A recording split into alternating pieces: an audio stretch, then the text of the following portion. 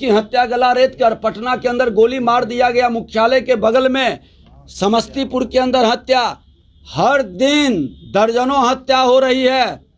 और मुख्यमंत्री उप मुख्यमंत्री अपने कुर्सी के लिए और कमीशन के लिए, बंडर बांट के लिए विभाग को सुधारने की बजाय, भ्रष्टाचार प्रशासनिक अराजकता को रोकने की बजाय इन लोगों की प्रवृत्ति अब सत्ता, अब मेवा खाने के चक्कर में, सेवा का भाव नहीं मेवा का भाव के चक्कर में बिहार की जनता त्राहिमाम कर रही है। अगर जो इस तरह की घटनाएं छोटी मोटी है तो नरसंहार का खेल अब शुरू करा में, ऐसे भी तो जहरीली शराब से नरसंहार का खेल शुरू करा चुके हैं। एक एक दिन में 10-10, 12-12 लोग मारे जा रहे हैं, ये छोटी घटना है।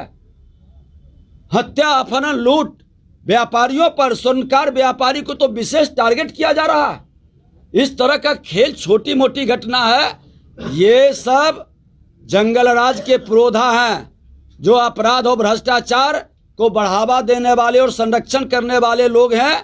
इनकी आत्मा दर्जन भर हत्या से नहीं, इनकी प्यास बुझेगी जब यहाँ पर नरसंहार होगा, तब इनकी प्यास बुझेगी।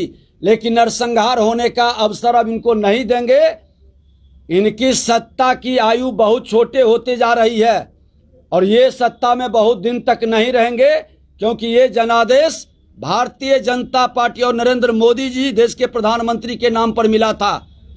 इसलिए सत्ता से बेदखल करने के लिए पूरी ताकत बिहार की जनता लगा देगी। देखिए, गोपालगंज और सीतामढ़ी हम लगातार 2 दिन से उधर थे। गोपालगंज में जो अंकित का हत्या हुआ है, बर्बरतापूर्ण ढंग से एक दहशत का वातावरण बनाने का नया खेल शुरू हुआ है। वो लड़का सेना में भर्ती होने के लिए कंपटीशन की तैयारी कर रहा है, सब्जी लाने जाता है और उसको मस्जिद के निकट कुछ लड़के मिल करके, महिलाएं भी थी, 15 लोग, बताया कि 15 लोग मिल करके पीट करके चाकू से गोद के हत्या कर दिया। और वहाँ का प्रशासन इसको दबाने के लिए प्रिंट मीडिया में एक लाइन न्यूज नहीं जाए बरगलाने के लिए ये खेल खेला गया। ये तो इलेक्ट्रॉनिक्स मीडिया है जिसके माध्यम से पब्लिक को जानकारी भी मिली है।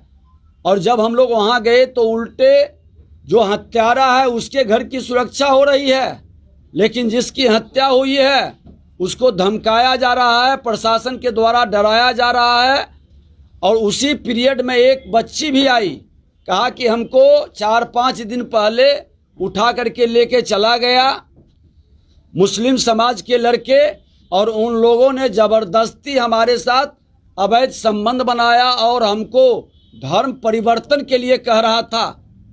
जब हमने वहाँ के एसपी को बुलाए, वहाँ का एसपी मिलने के लिए आया नहीं। इस तरह की घटना और कई घटना खुल करके सीमावर्ती जिले के अंदर हिंदुओं के मन के अंदर एक भय पैदा किया जा रहा है, दहशत पैदा किया जा रहा है। और जब हिंदू लोग अपनी सुरक्षा के लिए, अपनी माँ बहनों की प्रतिष्ठा बचाने के लिए शिकायत करते हैं, तो प्रशासन के लोगों से उल्टा केस जब ये लोग करते हैं तो उल्टा अपराधी के परिवार से केस करवाया जाता है और दोनों की समझौता करा के खाना पूर्ति की जाती है। वो लड़की भी जो शिकायत की है उसके ऊपर भी उसके परिवार पर केस करवा दिया गया। कौन हैदर है और इस सब का नाम दिया, आवेदन भी हमारे पास दिया है।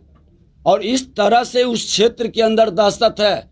और लोग वहाँ बता रहे थे कि उच्चस्थ पदाधिकारी जो सरकार में बैठे हैं थाना तक को भी फोन कर देते हैं। अल्पसंख्यक समाज को बचाने के लिए इसकी उच्च स्तरीय जांच होनी चाहिए। बिहार को दहशत और आतंकवादियों का गढ़ बनाने का खेल बंद कर दे। बिहार के अंदर अब हिंदुओं पर अत्याचार करने का, तुष्टीकरण की राजनीति में ये खेल नहीं चलने देंगे।